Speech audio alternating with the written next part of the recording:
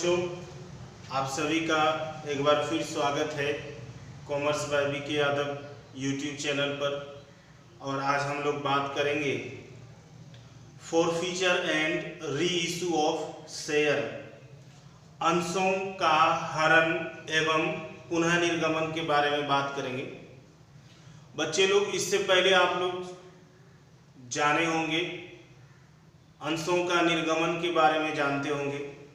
यदि आप अंशों के निर्गमन के बारे में नहीं जानते हैं तो हमारे चैनल में अंशों के निर्गमन से संबंधित भी वीडियोस दिया हुआ है, आप वहां से वो वीडियो देख सकते हैं। चैनल से प्लेलिस्ट में जाइए, अंशों के निर्गमन से संबंधित वीडियोस देख लीजिए, उसके बाद ये वीडियो देखिएगा।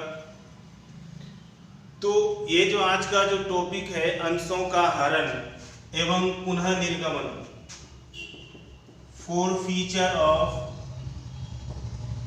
शेयर, और दूसरा टॉपिक है री इशू ऑफ शेयर। तो आज हम लोग इस वीडियो में हम लोग दोनों टॉपिक पर बात करेंगे। फोरफीचर ऑफ शेयर, अंशों का हरण या जब्ती क्या है, उसका अकाउंटिंग ट्रीटमेंट क्या है, री इशू ऑफ शेयर क्या है और उसका अकाउंटिंग ट्रीटमेंट क्या है। सबसे पहले तो हम लोग फोरफीचर ऑफ शेयर, अंशों के हरण के बारे में बात करेंगे। अंशों का हरण या जब्ती, है ना। तो जब कोई कंपनी अपने अंशों का निर्गमन करती है तो हम लोग जानते हैं कि अंशों की राशि कंपनी द्वारा या तो एक मुश्त में प्राप्त की जाती है या एक से अधिक किस्तों में प्राप्त की जाती है। तो जब अंशों की राशि एक से अधिक किस्तों में प्राप्त की जाती है तो सामान्यतः ऐसा देखा जाता है कि कुछ अंशधारी एक किस्त या एक से अधिक किस्तों पर अपना बकाया राशि देने में सक्षम नहीं होता है। ऐसे अंशधारी जो अपना बकाया राशि नहीं दे पाता है, वैसे अंशधारी को हम लोग बोलते हैं दोषी अंशधारी। कंपनी ऐसे दोषी अंशधारियों के अंशों को रद्द कर देती है और उसके द्वारा चुकाई गई राशि कंपनी द्वारा जब्त कर लेती है। इसी प्रक्रिया को हम लोग बोलते हैं अंशों का हरण। यानी अंशों का हरण मतलब कि जब अंशों की राशि विभिन्न किस्तों में प्राप्त की जाती है तो कुछ अंशधारी एक किस्त या एक से अधिक किस्तों पर अपना रकम राशि देने में सक्षम नहीं होता है। यदि सूचना देने के बाद भी ये दोषी अंशधारी बकाया राशि का भुगतान नहीं करती है तो कंपनी द्वारा ऐसे अंशधारियों के अंशों को रद्द कर दिया जाता है, कैंसिल कर दिया जाता है और उसके द्वारा चुकाई गई रकम कंपनी द्वारा जब्त कर ली जाती है। तो इस प्रक्रिया को हम लोग बोलते हैं अंशों का हरण। आज हम लोग को इसमें बात करना है कि अंशों का हरण, कंपनी द्वारा जब अंशों का हरण किया जाता है, जब्ती किया जाता है, तो इस संबंध में क्या क्या लेखा हम लोग करते हैं। Accounting treatment of forfeiture of share, है ना। फोरफीचर ऑफ शेयर कहानी क्या है हम लोग का, अकाउंटिंग ट्रीटमेंट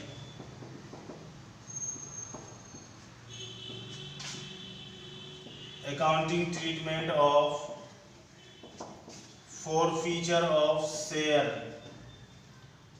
अंशों की जब्ती का लेखांकन व्यवहार, है ना। तो बच्चे लोग, आप लोग पहले से जानते हैं कि अंशों का निर्गमन जो है वो दो आधार पर होता है। एक होता है सममूल्य पर अंशों का निर्गमन और दूसरा होता है प्रीमियम पर अंशों का निर्गमन। ये सममूल्य पर निर्गमन क्या है कि जैसे मान लीजिए किसी शेयर का 10 रुपया अंकित मूल्य है, तो 10 रुपये के शेयर को यदि 10 रुपया पर ही कंपनी इशू करती है तो इसको हम लोग बोलते हैं सममूल्य पर निर्गमन। और जब कंपनी अपने अंशों को उसके अंकित मूल्य से अधिक मूल्य पर निर्गमित करती है, कि जैसे 10 का शेयर है तो वह 12 रुपये में या 13 रुपये में या 15 रुपये में इशू करती है। तो ये जो अधिक मूल्य पर निर्गमन किया, यही अधिक मूल्य कहलाता है प्रीमियम, और इसको हम लोग बोलते हैं प्रीमियम पर निर्गमन। तो कंपनी अपने अंशों को सममूल्य पर निर्गमित कर सकती है या प्रीमियम पर निर्गमित कर सकती है।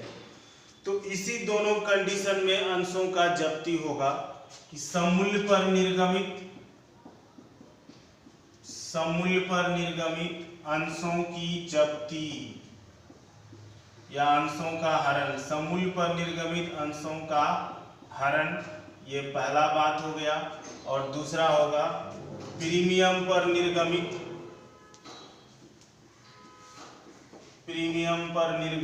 अंशों का हरण।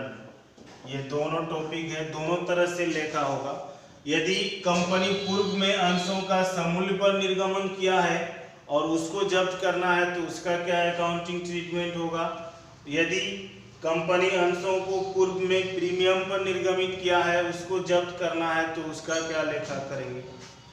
तो सममूल्य पर निर्गमित अंशों का लेखा सिंपल है। इसमें हम लोग लिखते हैं शेयर कैपिटल अकाउंट डेबिट।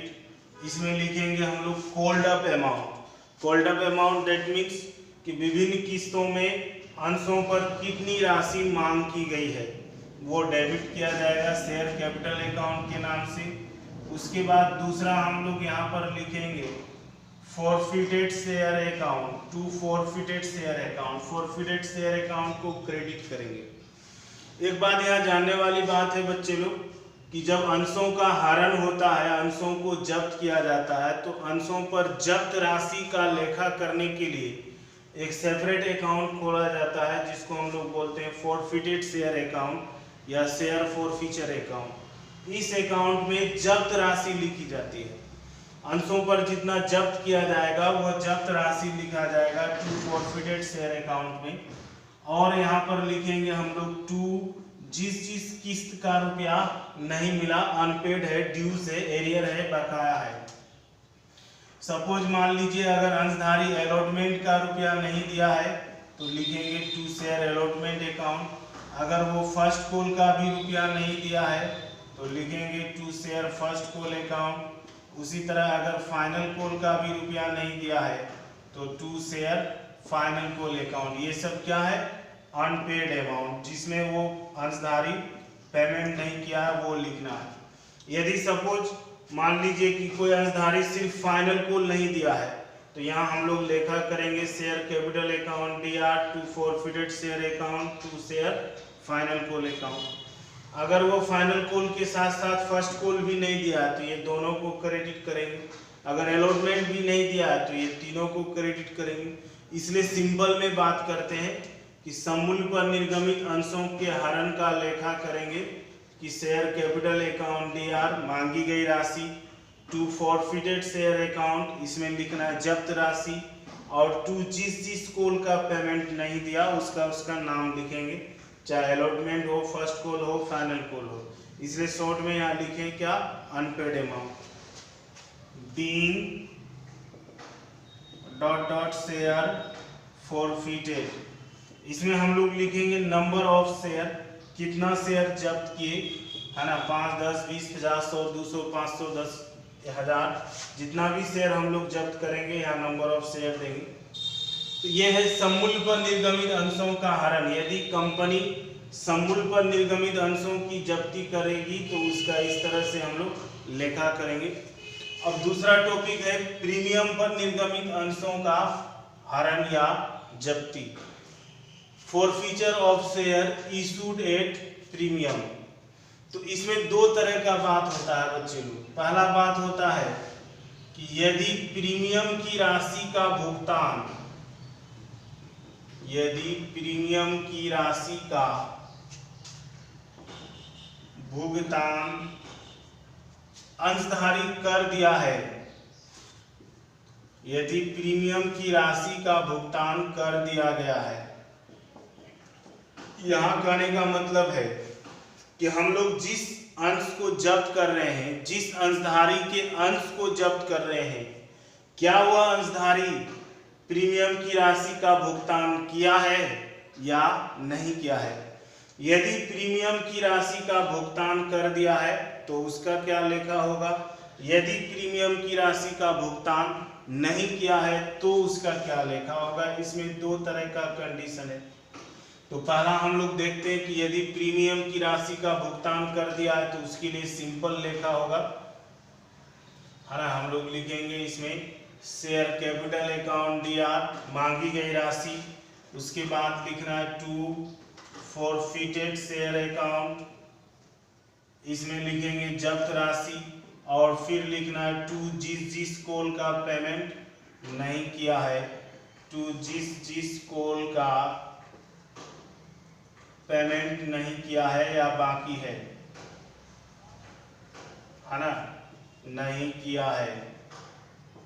इसमें to share allotment account, to share first call account, to share final call account, जिस कॉल का पेमेंट नहीं किया वो लिखेंगे। बीइंग डॉट शेयर फॉरफिटेड, ये कंडीशन है यदि प्रीमियम की राशि का भुगतान कर दिया है। तो आप देख सकते हैं सेम होता है दोनों, यदि प्रीमियम की राशि का भुगतान कर दिया है। दूसरा टॉपिक है इसमें कि यदि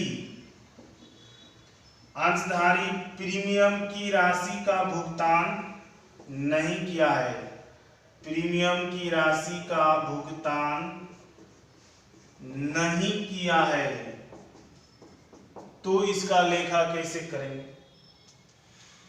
तो यदि प्रीमियम की राशि का भुगतान नहीं किया है अंशधारी तो हम लोग लेखा करते समय प्रीमियम को भी शो करेंगे। तो इसका लेखा होता है share capital account DR security premium account DR, या जो शेयर कैपिटल अकाउंट डेबिट है उसमें लिखना है मांग की गई राशि, सिक्योरिटी प्रीमियम अकाउंट डेबिट में लिखेंगे प्रीमियम की वह राशि जो प्राप्त नहीं हुई है, और टू फॉरफिटेड शेयर अकाउंट इसमें लिखते हैं हम लोग जब्त राशि, और क्या लिखेंगे फिर उसी तरह टू जिस कॉल का पेमेंट नहीं किया है ना, टू जिस कॉल का पेमेंट नहीं किया है उसका नाम लिखना है, पेमेंट नहीं किया है उसका नाम लिखेंगे। Being dot share forfeited. तो ये कहानी है बच्चे लोग फॉरफिचर ऑफ शेयर, अंशों की जब्ती का लेखा। जब हम लोग अंशों की जब्ती का लेखा करेंगे तो फर्स्टली हम लोग के दिमाग में दो बात चलना चाहिए कि अंश सममूल्य पर निर्गमित किया गया है या प्रीमियम पर। सममूल्य पर निर्गमित अंशों का लेखा, प्रीमियम पर निर्गमित अंशों का लेखा।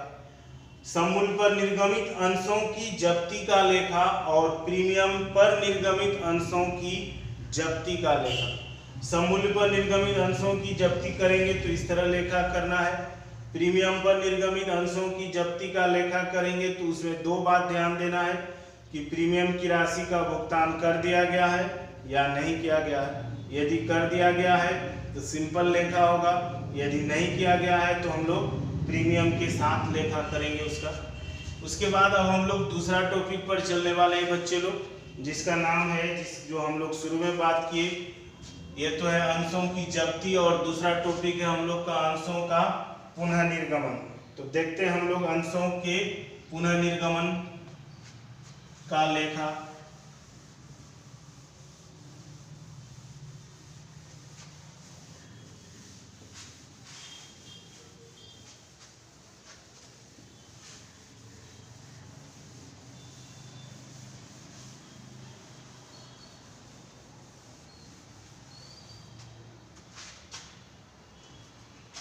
अंशों का पुनः निर्गमन, रीइश्यू ऑफ शेयर। अंशों का पुनः निर्गमन, जब कोई कंपनी अंश जब्त करती है तो जब्त कर लेने के बाद उसका संचालक मंडल अपना मीटिंग करता है और उस मीटिंग में प्रस्ताव लेता है अंशों के पुनः निर्गमन का। तो अंशों का पुनः निर्गमन जो है वह 3 आधार पर हो सकता है। पहला है एट पार, सममूल्य पर पुनः निर्गमन, दूसरा है प्रीमियम पर पुनः निर्गमन, और तीसरा होगा डिस्काउंट या कटौती पर पुनः निर्गमन। यानी अंशों का, जब्त किए गए अंशों का पुनः निर्गमन 3 आधार पर किया जा सकता है, सममूल्य पर, प्रीमियम पर और डिस्काउंट पर। सममूल्य पर पुनः निर्गमन करेंगे तो उसका किस तरह लेखा करेंगे हम लोग, रीइशू एट पार। सममूल्य पर पुनः निर्गमन यदि करते हैं तो उसका कैसे लेखा करेंगे, तो कंपनी क्या करेगा, शेयर बेचेगा, बेच के रुपया लेगा अंशधारी से, तो इसका सिंपल लेखा होगा, है ना, बैंक अकाउंट डेबिट और to share capital account being dot dot share reissued. ये हो गया सममूल्य पर पुनः निर्गमन का लेखा। यदि कंपनी अपने अंशों को प्रीमियम पर पुनः निर्गमित करती है, रीइशूड एट प्रीमियम पर पुनः निर्गमन का लेखा, तो प्रीमियम पर निर्गमन करेगा, पुनः निर्गमन करेगा, तो उसके लिए लेखा bank account DR, to share capital account और टू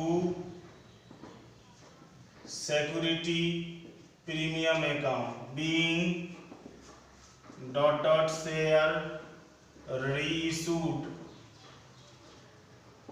एट प्रीमियम, है ना। ये दूसरा तरीका है। क्या बोला गया कि अंशों का पुनः निर्गमन जो है वो 3 आधार पर होगा, सममूल्य पर, प्रीमियम पर और डिस्काउंट पर। तो अब तक हम लोग देखें, सममूल्य पर निर्गमन पुनः निर्गमन होगा तो क्या लेखा करेंगे, प्रीमियम पर पुनः निर्गमन होगा तो क्या लेखा होगा, और तीसरा है डिस्काउंट पर पुनः निर्गमन। तो कंपनी अपने जब्त अंशों को डिस्काउंट या कटौती पर पुनः निर्गमित कर सकती है। अब इसमें सवाल आता है कि सर डिस्काउंट का अमाउंट कितना हो सकता है, तो इससे पहले हम लोग देखें अंशों की जब्ती। कंपनी द्वारा अपने अंशों पर जितनी राशि जब्त की जाती है, अधिक से अधिक जब्त राशि के बराबर वह डिस्काउंट दे सकता है। सपोज मान लीजिए कि कोई कंपनी 4 रुपया प्रति अंश अगर जब्त किया है तो वह अधिक से अधिक 4 रुपया ही डिस्काउंट दे सकता है ना, उससे ज़्यादा डिस्काउंट नहीं दिया जा सकता है। तो चलिए देखते हैं हम लोग डिस्काउंट पर पुनः निर्गमन यदि होता है तो उसका क्या लेखा करते हैं हम लोग। इसमें थोड़ा सा ध्यान देने वाली बात है कि जब हम लोग जब्त अंशों का निर्गमन डिस्काउंट पर करते हैं, पुनः निर्गमन डिस्काउंट पर करते हैं, तो इस डिस्काउंट का लेखा फॉरफिटेड शेयर अकाउंट के नाम से लिखा जाता है। जैसे देख सकते हैं हम लोग लिखेंगे इसमें bank account DR, forfeited share account DR, to share capital account. अब बोलिएगा सर इसमें क्या क्या लिखें, तो ये जो बैंक अकाउंट डेबिट है उसमें लिखेंगे हम लोग निर्गमन राशि कितना में बेचा गया। Forfeited account, forfeited share account DR जो है इसमें लिखेंगे डिस्काउंट की राशि। अंशों के पुनः निर्गमन पर जो डिस्काउंट दी गई है वो डिस्काउंट लिखा जाएगा इसमें। और टू शेयर कैपिटल अकाउंट, उसमें शेयर का अमाउंट लिखेंगे हम लोग being dot dot share reissued dot dot share reissued at discount. ये 3 आधार है, सममूल्य पर पुनः निर्गमन, प्रीमियम पर पुनः निर्गमन और डिस्काउंट पर पुनः निर्गमन। ये तीनों आधार पर अंशों का पुनः निर्गमन होता है। और साथ ही साथ एक बात विशेष रूप से ध्यान देना है आप लोग को कि जब भी हम लोग अंशों का पुनः निर्गमन करेंगे, चाहे सममूल्य पर हो या प्रीमियम पर हो या डिस्काउंट पर हो, तो अंशों का पुनः निर्गमन के बाद फॉरफिटेड शेयर अकाउंट का जो बैलेंस होगा, फॉरफिटेड शेयर अकाउंट में जो राशि जमा रहेगा उसको हम लोग कैपिटल रिजर्व अकाउंट में ट्रांसफर कर देंगे। तो इसमें चौथा और कॉमन एंट्री होगा कि फॉरफिटेड शेयर अकाउंट के शेष को, फॉरफिटेड शेयर अकाउंट के शेष को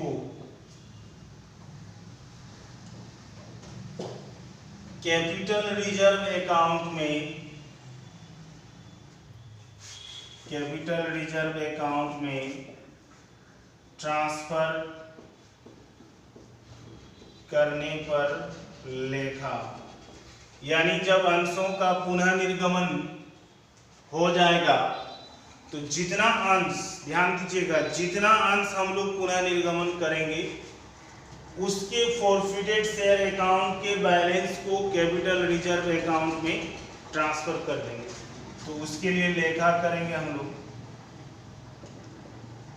forfeited share account DR to capital reserve account being the balance of forfeited share account transferred to capital reserve account। तो ये है अकाउंटिंग ट्रीटमेंट ऑफ री इशू ऑफ शेयर। इसमें 3 बात मुख्य रूप से ध्यान देना है कि जब्त अंशों का पुनः निर्गमन समूल्य पर किया जा सकता है, प्रीमियम पर किया जा सकता है और डिस्काउंट पर किया जा सकता है। तो डिस्काउंट कितना होगा, तो अधिकतम जब्त राशि के बराबर डिस्काउंट दिया जा सकता है। डिस्काउंट जो है वो फॉरफिटेड शेयर अकाउंट के नाम से लिखा जाएगा। और दूसरा बात क्या बोले कि जैसे ही पुनः निर्गमन कंप्लीट होगा, जितना अंश पुनः निर्गमित किया गया है उस शेयर के फॉरफिटेड शेयर अकाउंट के बैलेंस को कैपिटल रिजर्व अकाउंट में ट्रांसफर करेंगे। ये चाहे हम समूल्य पर निर्गमन करें, प्रीमियम पर पुनः निर्गमन करें या डिस्काउंट पर पुनः निर्गमन करें, पुनः निर्गमन के बाद यह ट्रांसफर एंट्री हम लोग को करना है। तो ये है बच्चे लोग आज का टॉपिक, अंशों का हरण और पुनः निर्गमन। उम्मीद करते हैं जो बात आप लोग को बताया गया वो आपको समझ में आया है ना। और यदि समझ में आ रहा है, समझ में आया तो इससे संबंधित जो सवाल, जो क्वेश्चन आपके बुक्स में है वो आप सॉल्व करिए। और जो प्रॉब्लम हो रहा होगा वो आप कमेंट में हमें कमेंट करें। और यदि वीडियो पसंद आ रहा है तो वीडियो को लाइक करें और ज़्यादा से ज़्यादा शेयर करें। धन्यवाद।